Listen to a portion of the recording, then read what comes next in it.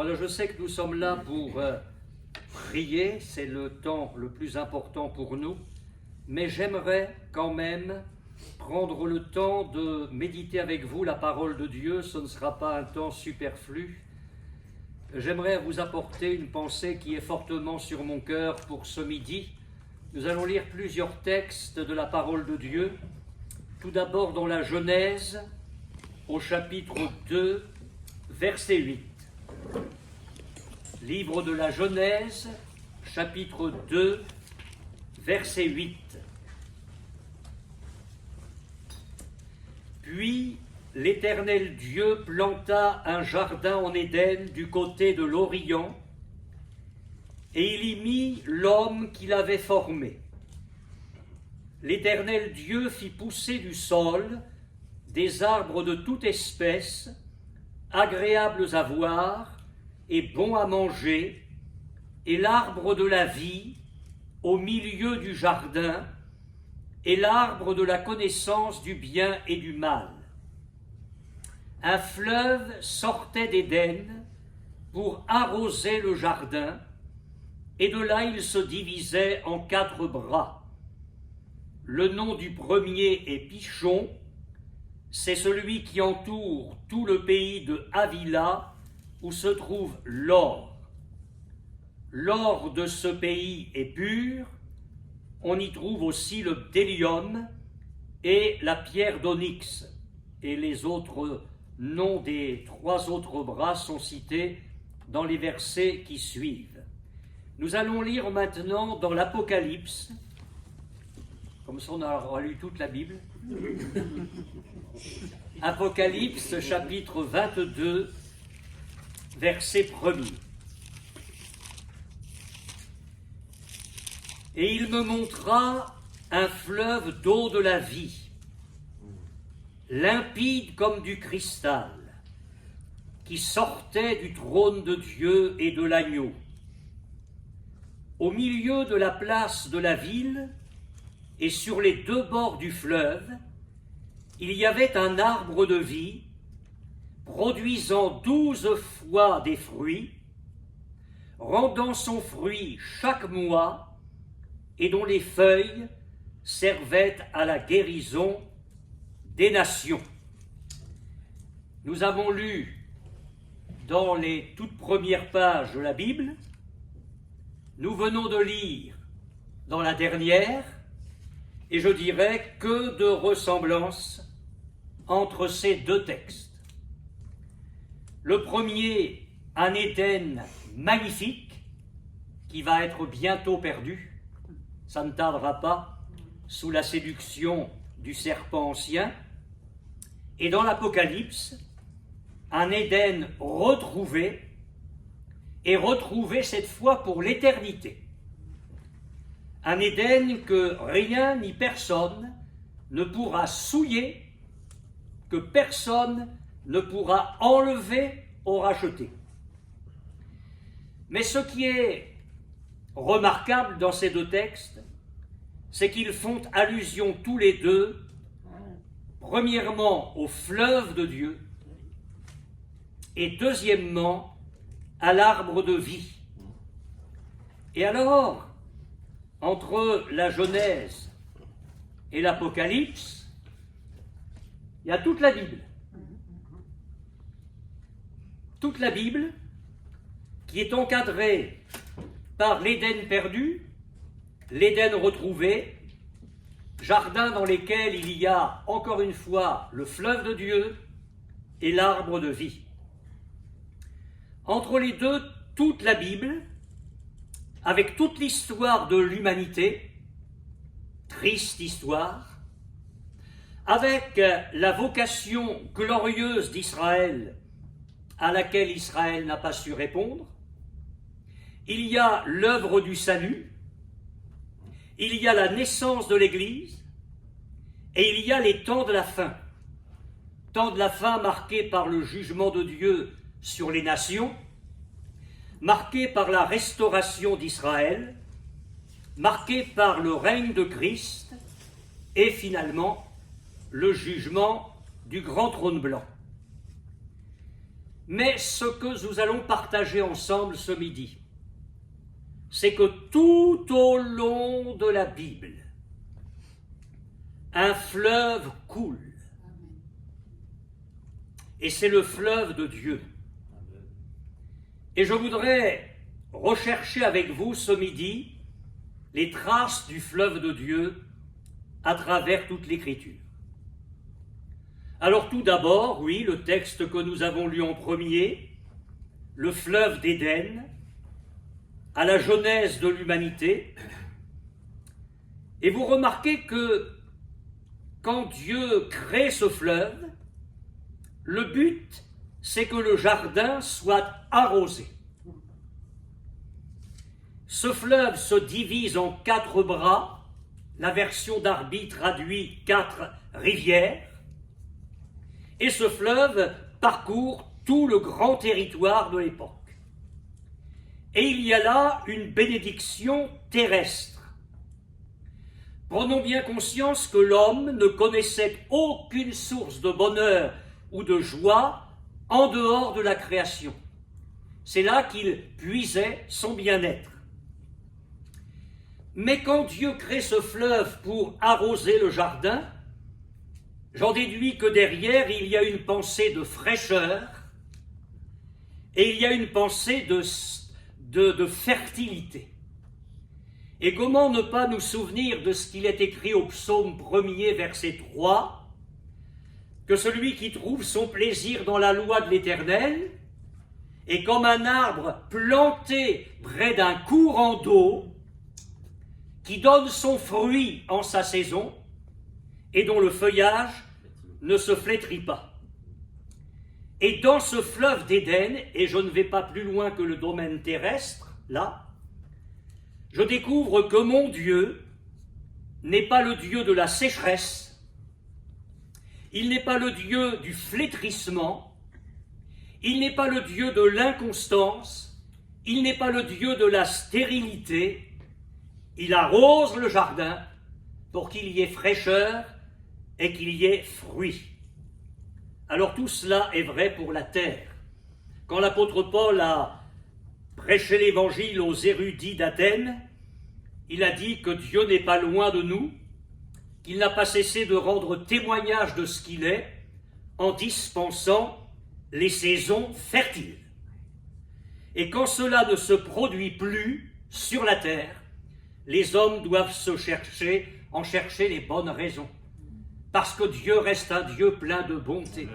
Alors c'est vrai qu'aujourd'hui, l'homme a bouleversé la planète et que nous sommes en train de manger les fruits amers de nos voies, mais Dieu reste un Dieu qui veut manifester sa bonté.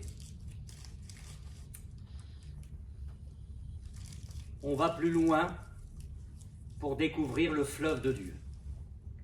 Israël est dans le désert.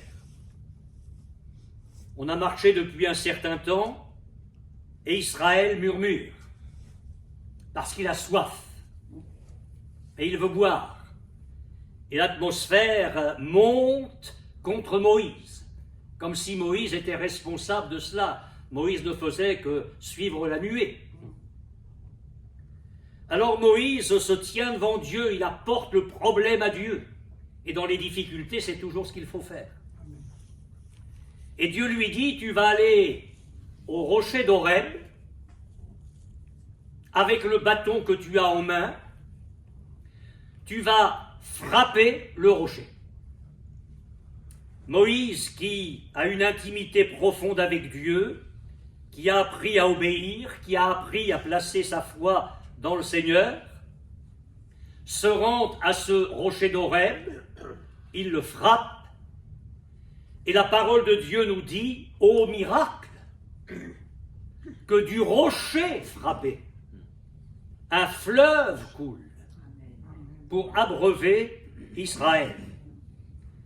Et je retrouve le constat de la bonté de Dieu au psaume 78, les versets 15 et 16, où le psalmiste dit « Il fendit des rochers dans le désert, et il donna à boire comme des flots abondants. Du rocher, il fit jaillir des sources et couler des eaux comme des fleuves. Vous imaginez ça? Vous imaginez le nombre des enfants d'Israël, vieillards, adultes, jeunes, enfants? Il fallait quelques litres d'eau. Et Dieu répond à l'acte de foi et d'obéissance de Moïse. Le rocher frappé laisse couler un fleuve. Je pense, en m'appuyant sur la première épître aux Corinthiens, que le peuple a vécu par anticipation et d'une manière symbolique son temps messianique. Pourquoi est-ce que je dis cela? Parce que dans sa première épître aux Corinthiens, au chapitre 10, dans les 4 premiers versets, Paul fait un rappel très court de l'histoire d'Israël. Il nous dit qu'ils ont tous été baptisés en Moïse dans la mer Rouge. Ils ont été baptisés dans la nuée. Ils ont été guidés par Dieu. Et j'aime cette parole, ils buvaient à un rocher spirituel qui les suivait, et ce rocher était Christ. Imaginez la scène dans le désert. Le fleuve coule, un fleuve. Il ne s'est pas arrêté à 100 mètres. Et j'ose croire que ce fleuve a suivi un bon bout de temps Israël. Jusqu'où, je n'en sais rien. Mais le fleuve a coulé pour le peuple. Et derrière cette image, mais Israël ne pouvait pas le découvrir, derrière cette image, il y avait l'annonce de celui qui allait venir et qui allait désaltérer et Israël et l'humanité tout entière. Amen. Il ne faut pas oublier qu'à ce moment de l'histoire d'Israël et de l'humanité, je parle du rocher frappé, les Israélites étaient seuls les rachetés de l'Éternel, les seuls sur qui le regard de Dieu s'arrêtait dans le monde. Il était le peuple élu. Alors, entre la Genèse et l'Apocalypse, il y a le rocher frappé, mais il y a maintenant un texte vers lequel j'aimerais vous conduire. C'est dans Jean, au chapitre 7,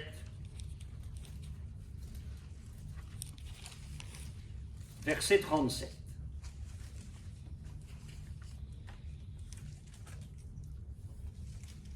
Jean, chapitre 7, verset 37. Le dernier jour, le grand jour de la fête, Jésus, se tenant debout, s'écria : « Si quelqu'un a soif, qu'il vienne à moi et qu'il boive.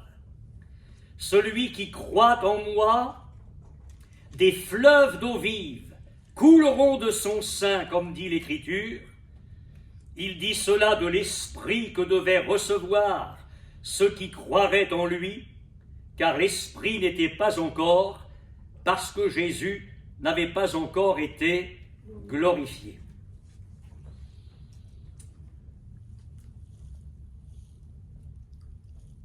Je voudrais, avant de détailler le texte que je viens de lire avec vous, vous parler des eaux de Siloé.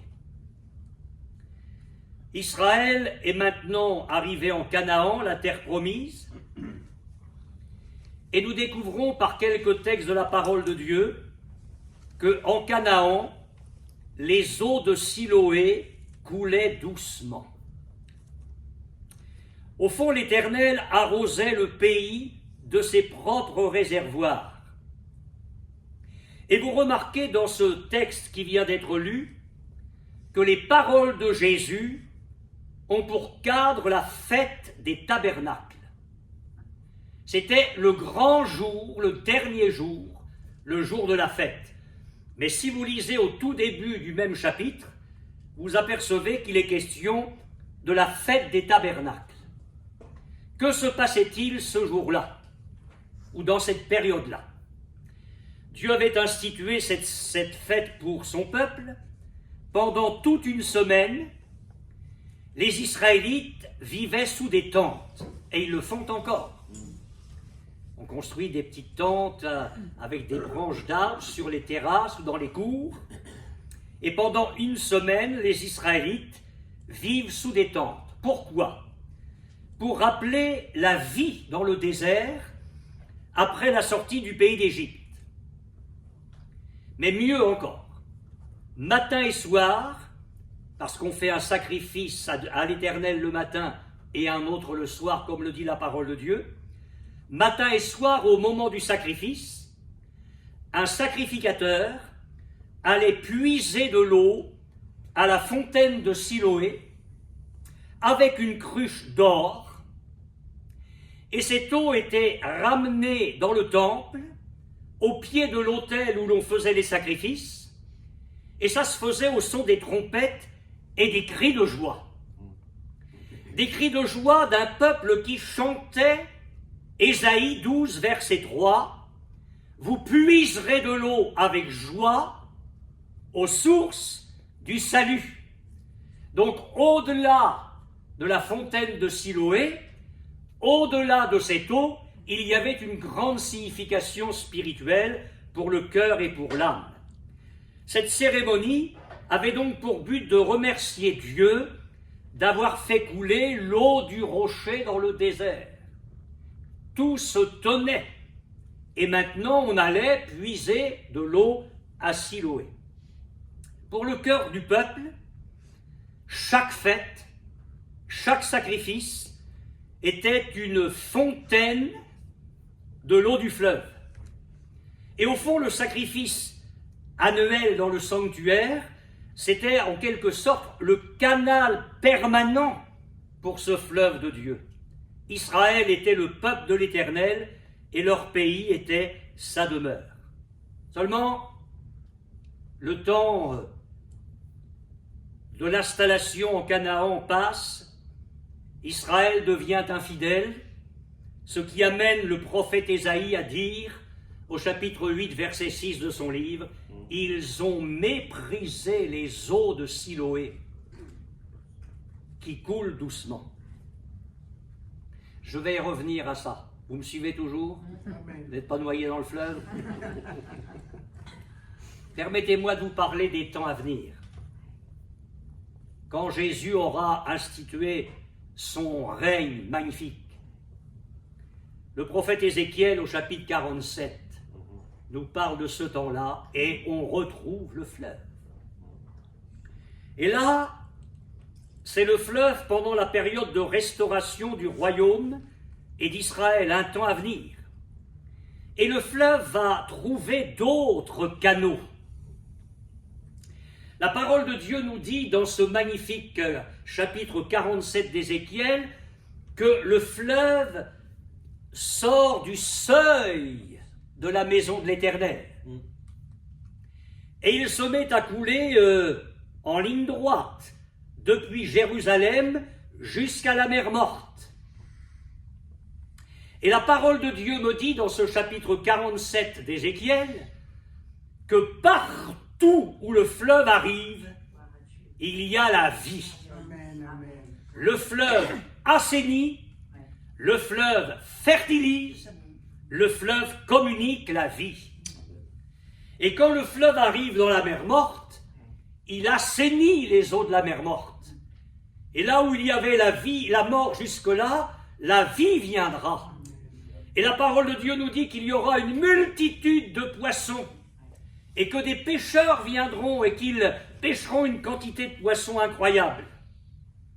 Donc, on a le fleuve qui coule sous le seuil de la maison et qui se répand. Et dans la Genèse, et dans l'Apocalypse, d'où sort le fleuve? Du trône de Dieu et de l'agneau. Et on remarque qu'il y a encore de la fertilité, de la vie, des fruits, puisque au bord du fleuve, il y a un arbre qui donne 12 fois son fruit chaque mois. Il faut être dans le monde de Dieu pour voir ça. Et là, les feuilles serviront à la guérison des nations. Permettez-moi de vous dire deux choses. Dans la perspective divine, le fleuve, il coule des fondements. Les mouvements religieux qui cherchent des nouveautés ne se désaltéreront jamais au fleuve de Dieu, parce qu'il jaillit des fondements de la maison. Et dans l'Apocalypse, le fleuve sort du trône. Il faut que Dieu retrouve son gouvernement dans nos vies, dans nos foyers, dans nos églises. Le fleuve coule du trône de l'agneau. Il faut que Christ reprenne toute sa place comme tête de l'Église, comme chef de son corps. Et dans la mesure où nous vivons cela, alors Dieu fait jaillir son fleuve. Et je reviens, pour finir, à ce texte de Jésus dans l'évangile de Jean. Jésus promet des fleuves d'eau vive. Mais j'aimerais revenir au contexte. Jésus ne s'est pas tenu debout le premier jour de la fête des tabernacles. Ni le deuxième, ni le troisième, rassurez-vous, il y en a que 7. Mais il s'est tenu le dernier jour, c'était le 8e jour. La fête durait 7 jours, mais il y avait un plus. Il y avait un 8e jour que nous trouvons dans le Lévitique au chapitre 23, verset 36. Les Israélites, ce jour-là, abandonnaient leur tente et ils l'abandonnaient pour répondre à une sainte convocation. Ce 8e jour était considéré comme le grand jour.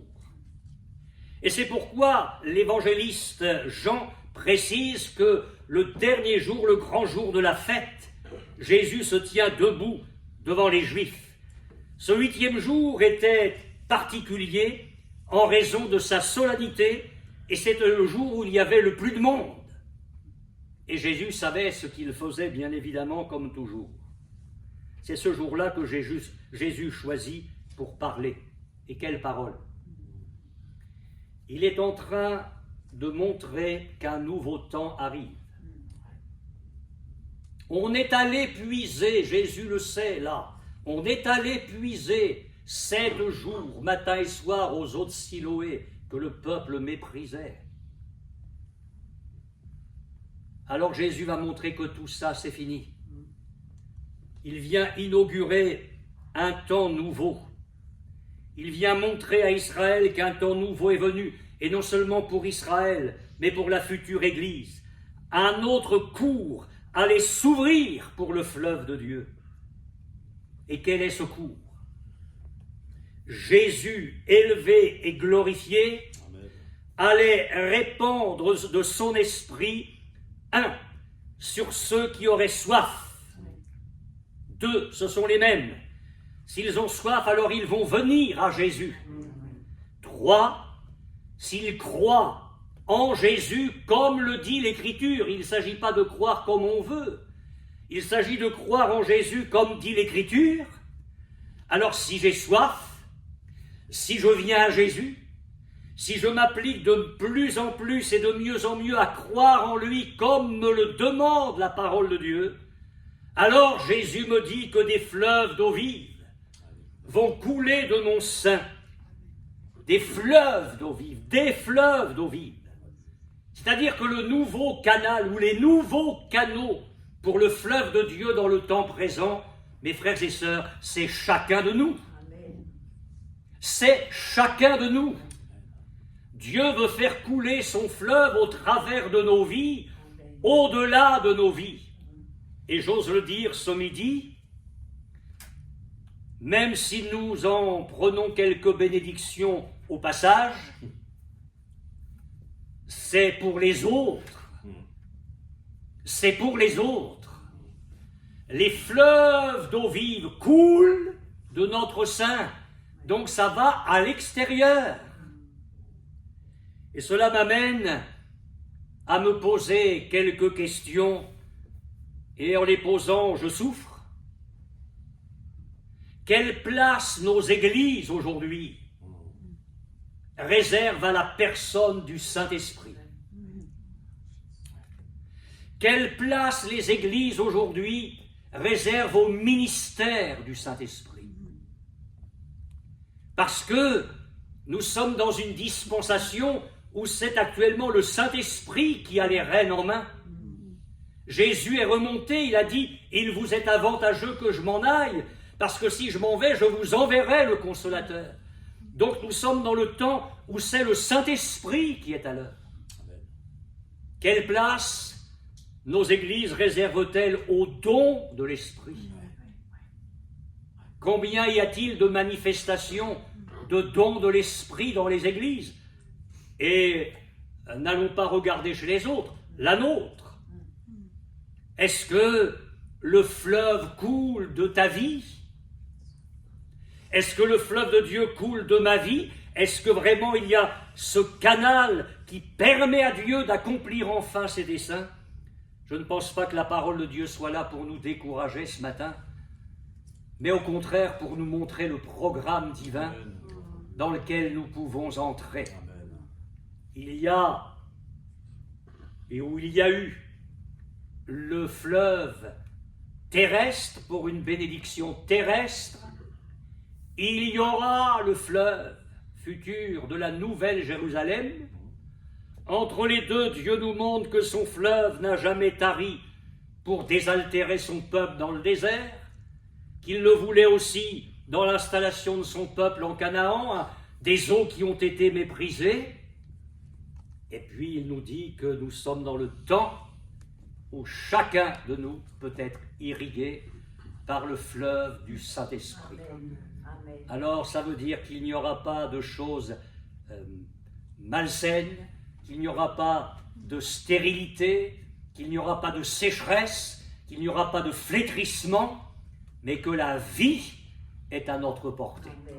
Et bien que le Seigneur nous encourage par ses promesses de Dieu, désirons plus que jamais être baptisés, renouvelés dans le Saint-Esprit, aspirons aux dons spirituels, les meilleurs, ne demandons pas à Dieu tel ou tel don, ça Dieu fera comme il veut, il distribue les dons comme il veut, mais cherchons à être remplis du Saint-Esprit, c'est ainsi que nous irons vers les autres avec succès.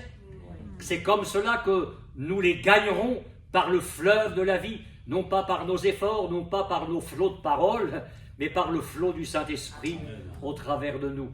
Que le Seigneur nous aide à prier de tout notre cœur maintenant, que nos prières soient courtes. Il vaut mieux prier plusieurs fois, que Dieu nous donne son secours, que nous puissions intercéder suivant les fardeaux qui sont sur nos cœurs, que Dieu nous donne sa grâce. Amen.